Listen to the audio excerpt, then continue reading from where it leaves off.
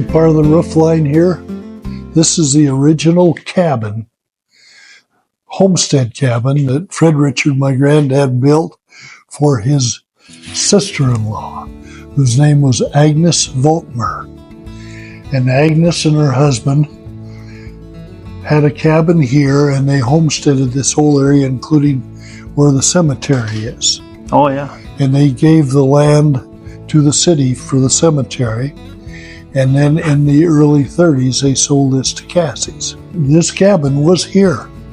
They have built around. They built around the cabin. Yes, and Cassie ran this as several different businesses, but basically this was in different partitions here and up there, and these were the cribs that the women sold their wares. Several different businesses. And she also had a restaurant, but this was divided off into about 6 different rooms with curtains, with a couch and a bed, and that was still here in the 50s.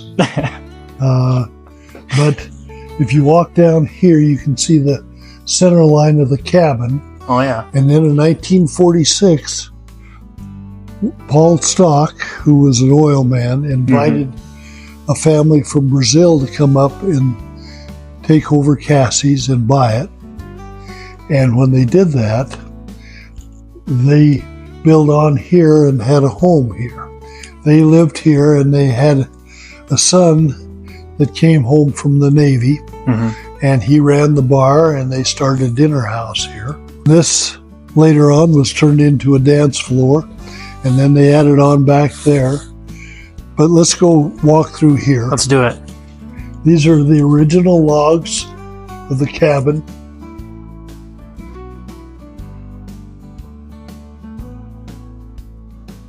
And this is the main center log of the roof. And it's now an office here. But these are the original logs here. Yeah. But they had a kitchen and a living room and a bedroom. Growing up, my granddad said he built this cabin. They usually put chinking in, and then they put pieces in to keep the chinking from falling out. Notice where it is here. No chinking left here, and the wood is gone. But this is the way they built cabins, and they used manure and straw, or they used concrete or cement mixed with sand and stick it in there, and then they'd seal it with these strips of wood. These were cribs here and there.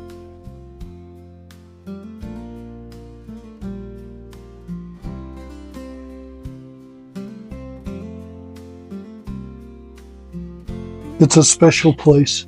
Yeah.